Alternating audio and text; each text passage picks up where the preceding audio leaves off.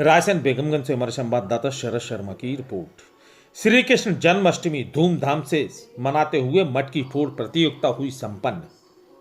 अखिल भारतीय यादव महासभा के तत्वाधान में पूर्व मंत्री एवं पूर्व सांसद लक्ष्मी नारायण यादव के मुख्य अतिथि में यादव समाज के द्वारा श्री कृष्ण जन्माष्टमी महत्वोत्सव धूमधाम से मनाया गया।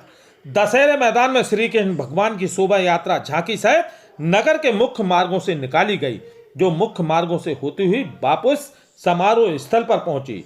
चल समारोह में एक वाहन पर बनाए गए मंच पर राधे राधे ग्रुप सागर के कलाकारों के द्वारा श्री कृष्ण भगवान की विभिन्न रास लीलाओं का आकर्षक दृश्य प्रदर्शन किया जा रहा था। साथ में ढोल पार्टी ढाना सागर भी आकर्षण का केंद्र रही। मंचासीन जनपद अध्यक्ष प्रतिनिधि पुष्पेंद्र सिंह ठाकुर की अध्यक्षता एवं विशिष्ट अतिथि नगर पालिका अध्यक्ष संदीप लोधी, जिला पंचायत सदस्य राजा दिग्विजय सिंह और मोहित सिंह लोधी रहे।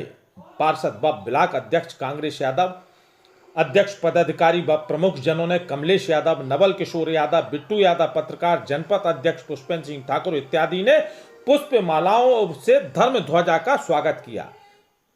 कार्यक्रम के मुख्य अतिथि पूर्व सांसद लक्ष्मी नारायण यादव, जिला कांग्रेस महामंत्री संदीप विश्वकर्मा, राजेश यादव ने श्री कृष्ण भगवान के जीवन पर प्रकाश डालते हुए आह्वान किया कि उनके समान सत्य एवं निष्ठा और न्याय के साथ रहते हुए अपनी जीवन पद्धति को धर्म अनुसार व्यतीत करना चाहिए, ताकि समाज में समरसता के साथ सुख समृद्धि और धर्म शांति व सद्भाव कायम रह सके। इसके पश्चात मटकी फोड़ प्रतियोगिता में नगर सहित ग्रामीण अंचल से विभिन्न प्रकार के 8 टीमों ने भाग लिया, जिन्होंने बार बार पिरामिड आकार बनाकर तोड़ने का प्रयास किया। पिरामिड बनाते थे, गिरते थे, फिर बनाते थे, फिर गिरते थे और मटकी फोड़ने में बारंबार प्रयास किया, लेकिन बार बार काम होते होते असफल रहे। फिर जब नहीं टूटी तब एक बच्ची आराध्य यादव ने मटकी तोड़ी। विजेता टीम को पुरस्कार प्रदान किया गया। 10,101 रुपया धनराशि रखी गई थी।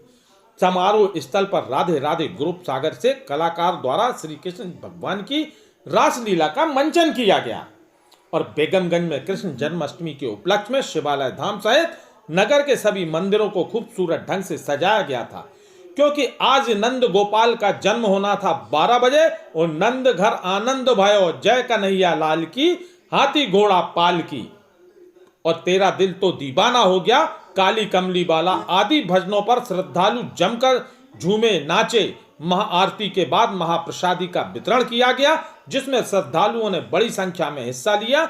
वहीं बालाजी धाम मंदिर में कन्हैया लाल की पालकी को सजाया गया। फूलों से, गुब्बारों से और हरदौट के छगनलाल वर्मा ने शानदार प्रस्तुति दी। घर घर के बच्चे छोटे छोटे राधा बने थे, कोई कृष्ण बना हुआ था। हम बता दें आपको, देवकी के 8वें पुत्र और भगवान विष्णु के 8वें अवतार हैं कृष्ण।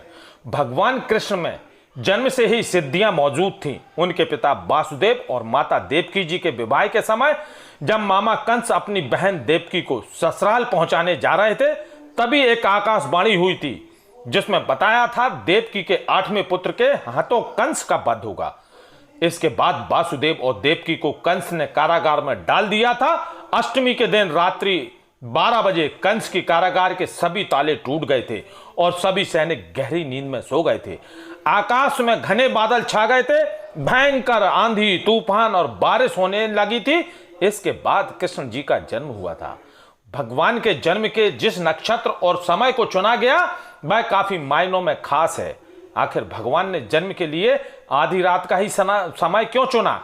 आधी रात में जन्मे अजन्मे अष्टमी तिथि की मध्य रात्रि में जन्म लेने का प्रमुख कारण चंद्रवंशी होना है। भगवान राम सूर्यवंशी हैं, क्योंकि उनका जन्म सुबह हुआ था।